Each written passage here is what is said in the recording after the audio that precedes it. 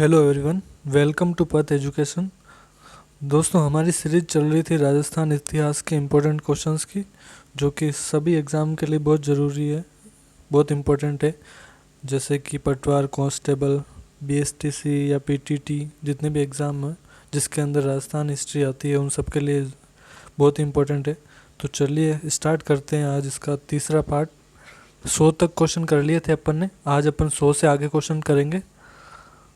तो आज का पहला क्वेश्चन है, सारंगपुर विजय के उपलक्ष्य में कुंभा ने विशाल माता का मंदिर भीलवाड़ा के किस स्थान पर बनवाया था? सारंगपुर विजय के उपलक्ष्य में कुंभा ने विशाल माता का मंदिर भीलवाड़ा के किस शहर में बसाया था? तो इसका जवाब हो जाएगा दोस्तों बदनौर। बदनौर के अंदर बनवाया था। अगला क्वेश्चन है, चित्तौड़ का दूसरा साका किस शासक के समय हुआ? चित्तौड़ का दूसरा साका जो है किस शासक के समय हुआ था? तो इसका जवाब हो जाएगा दोस्तों, चित्तौड़ का दूसरा साका हुआ था विक्रमादित्य के समय में। अगला क्वेश्चन है, किस इतिहासकार ने कहा कि सांगा और प्रताप के बीच उदय सिंह नहीं होता तो मेवाड़ के इतिहास के पन्ने और अधिक उज्जवल होते? किस इतिहासकार ने कहा कि सांगा और प्रताप के बीच उदय सिंह नहीं होता तो मेवाड़ के इतिहास के पन्ने और भी अधिक उज्जवल होते हैं? ये कहा था कर्नल टोड ने।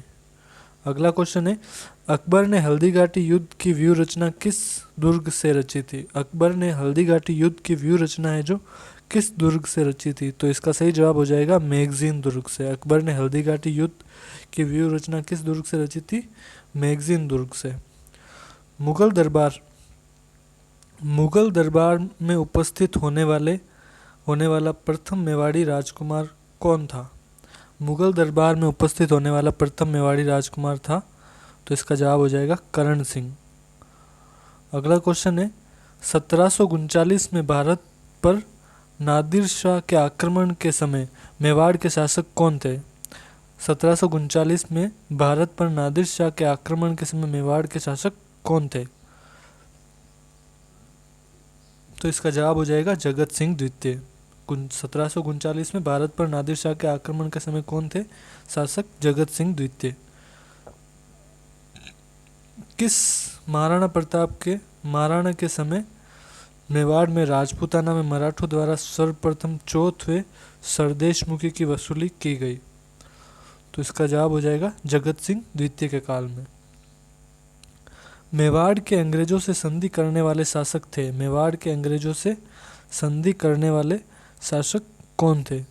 तो इसका जवाब हो जाएगा भीम सिंह। मेवाड़ के अंग्रेजों से संधि करने वाले शासक थे भीम सिंह। 1841 में मेवाड़ के किस महाराणा के समय मेवाड़ भील कोर का गठन किया गया था? 1841 में मेवाड़ के किस महाराणा के समय मेवाड़ भील कोर का गठन किया गया था? तो इसका जवाब हो जाएगा सरदार सिंह। अगला क्वेश्चन है, 1857 की क्रांति के समय मेवाड़ के महाराणा थे। 1857 की क्रांति के समय मेवाड़ के महाराणा कौन थे? तो इसका जवाब हो जाएगा रूप सिंह। 1857 की क्रांति के समय मेवाड़ के महाराणा थे रूप सिंह।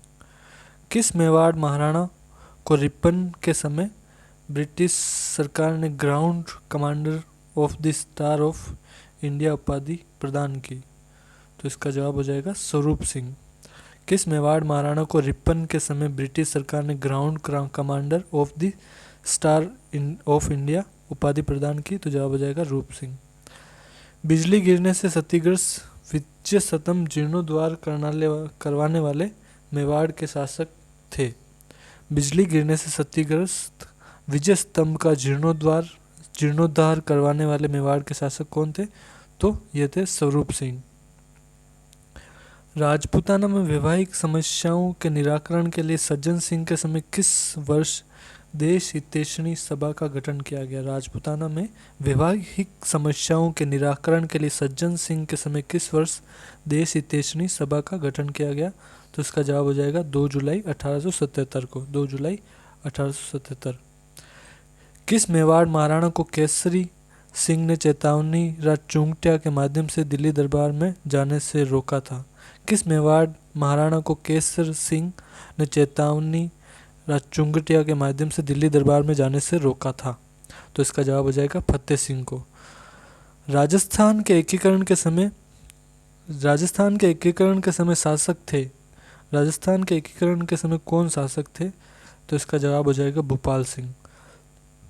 किस दुर्ग के बारे में अबुल फजल ने कहा कि यह दुर्ग इतनी बुलंदी पर बना हुआ है, नीचे से ऊपर देखने पर सिर से पगड़ी गिर जाती है?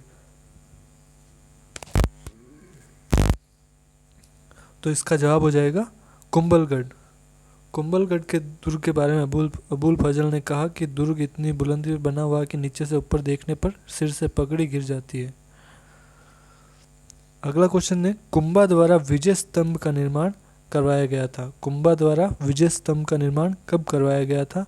तो इसका जवाब हो जाएगा 1440 से 1448 के बीच में विजय स्तंभ का निर्माण करवाया गया था। किसके द्वारा? कुंभा के द्वारा। कुंभा द्वारा रचित ग्रंथ नहीं है, तो कुंभा द्वारा रचित ग्रंथ कौन सा नहीं है? संगीत सागर। संगीत सागर, बाकी संगीत राज, संगीत मीमांसा, संगीत जो है सागर नहीं है। ये दो ऑप्शन इसके अंदर गलत है, तो मिस पॉइंट हो गया। तो इसका जवाब हो जाएगा संगीत सागर। संगीत सागर नहीं है, बाकी संगीत सार, संगीत राज, संगीत मीमांसा, ये आर राइट ऑप्शन। मेवाड़ चित्रशैली का सबसे बड़ा चित्र सुपासनम चर्यम किसके समय से रचित है? मेवाड़ चित्रशैली का सबसे बड़ा चित्र सुपासनम चर्यम किसके समय से में रचित है? तो इसका जवाब हो जाएगा मोकल। मेवाड़ चित्रशैली का सबसे बड़ा चित्र सुपासनम चर्यम किसके समय में रचित है? मोकल के समय में। हिंदुपत कहा जाता है। हिंदुपत कहा जाता है किसको? सांगा को। महाराणा सांगा को हिंदुपत कहा जाता है। बाड़ी का युद्ध लड़ा गया था। बाड़ी का युद्ध कब किसके बीच में लड़ा गया था? तो बाड़ी का युद्ध जो लड़ा गया था सांगा व इब्राहिम लोदी के बीच में लड़ा गया था। बाड़ी का युद्ध सांगा व इब्राहिम लोदी के बीच में लड़ा गया था। पंजाब के दौलत खां व इब्राहिम लोदी के चाचा आलम खां के साथ मेवाड़ की ओर से बाबर को भारत पर आक्रमण करने के लिए निमंत्रण देने वाला था। तो इसका जवाब हो जाएगा सलहदी तंवर। अगला क्वेश्चन है, राणा सांगा की छतरी बनी हुई है। राणा सांगा की छतरी कहाँ पे बनी हुई है? तो राणा सांगा की छतरी बनी हुई है मांडलगढ़ भीलवाड़ा के अंदर। राणा सांगा की जो छतरी बनी हुई है मांडलगढ़ भीलवाड़ा के अंदर बनी हुई है दोस्तों। खानवा के युद्ध में राणा सांगा के राज चिन्ह व मुकुट धारण किए थे।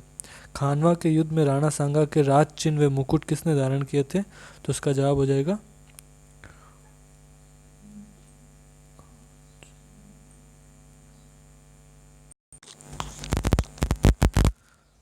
तो इसका जवाब हो जाएगा जाला अज्जा। 24 का आंसर हो जाएगा जाला अज्जा। खानवा के युद्ध में राणा सांगा के राज चिन्ह व मुकुट धारण किए थे जाला अज्जा ने। इसके बाद में सेकंड 25 नंबर क्वेश्चन है, किस इतिहासकार ने कहा है क्या यह अच्छा नहीं होता राणा विक्रमादित्य मेवाड़ कुल में पैदा ना हुआ होता? किस इतिहासकार ने कहा क्या यह अच्छा नहीं होता राणा विक्रमादित्य मेवाड़ कुल में पैदा नहीं हुआ होता? तो इसका जवाब हो जाएगा कर्नल टोड ने। ऐसा किसने कहा था? कर्नल टोड ने कहा था। युवराज उदय सिंह को बचाने वाली दाई थी। तो इसका जवाब हो जाएगा पन्ना दाई। 27 के अंदर विजय कटकातु की उपाधि धारण करने वाला शासक था। विजय कटकातु की उपाधि धारण करने वाला शासक कौन सा था? तो ये था राज सिंह। देबारी समझौते में शामिल मेवाड़ के शासक थे। देबारी समझौते में शामिल मेवाड़ के शासक कौन थे? देबारी समझौते में शामिल मेवाड़ के शासक थे अमर सिंह द्वितीय। देबारी समझौते में शामिल थे मेवाड़ के शासक अमर सिंह द्वितीय। वेदनाथ का मंदिर व वेदनाथ प्रशस्ति का निर्माण करवाया था। वेदनाथ का मंदिर व वेदनाथ प्रशस्ति का निर्माण किसने करवाया था? तो इसका जवाब हो जाएगा संग्राम सिंह द्वितीय ने। वेदनाथ का मंदिर व वेदनाथ प्रशस्ति का निर्माण संग्राम सिंह द्वितीय ने करवाया। अगला क्वेश्चन है, किस इतिहासकार ने मेवाड़ के गुहिलों को ईरान के बादशाह नौशेल खां आदिल की संतान बताया?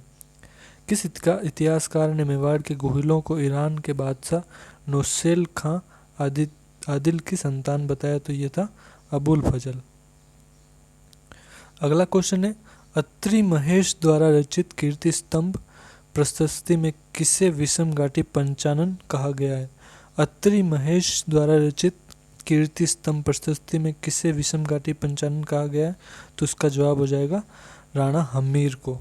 राणा हम्मीर को अत्रि महेश द्वारा रचित कीर्ति स्तंभ प्रशस्ति में विषमघाटी पंचानन कहा गया है। अगला क्वेश्चन है, मेवाड़ की राजधानियों का सर्वप्रथम से बढ़ता क्रम है। तो इसका जवाब हो जाएगा आपके नागदा, आहड़, चित्तौड़, कुंभलगढ़। अगला क्वेश्चन है, किसके समय से शीशे जस्ते की प्रसिद्ध खान जावर की खोज की गई? किसके समय में शीशे जस्ते की प्रसिद्ध खान जावर की खोज की गई? तो इसका जवाब हो जाएगा राणा लाखा के समय। राणा लाखा के समय।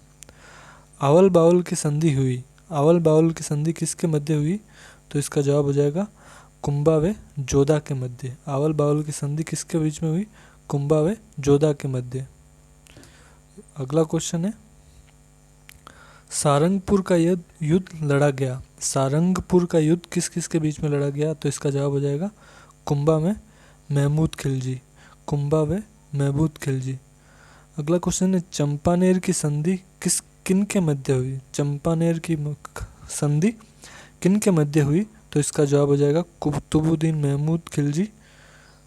कुतुबुद्दीन व महमूद खिलजी के मध्य। हरमाड़ा का युद्ध लड़ा गया था। हरमाड़ा का युद्ध किस किस के बीच लड़ा गया था? तो इसका जवाब हो जाएगा उदय सिंह व हाजी खां।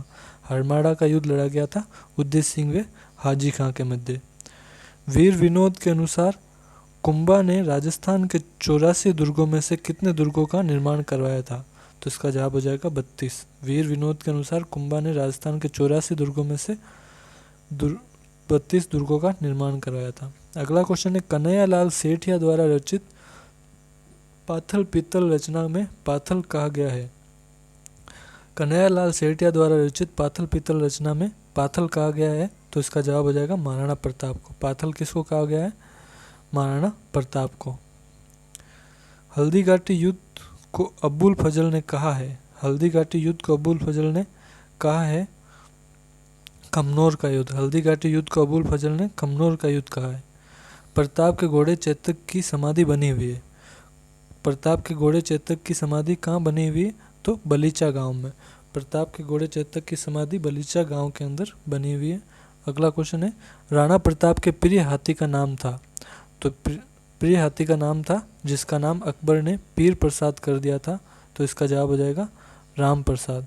अकबर के प्रिय घोड़े का नाम था राम प्रसाद, जिसका अकबर ने नाम कर दिया था पीर प्रसाद। प्रताप के घोड़े का नाम राम प्रसाद था, जिसका अकबर ने पीर प्रसाद कर दिया। पद्धति का सर्वप्रथम प्रयोग करने वाला राजस्थान का राजपूत राजा था। तो राणा उदय सिंह।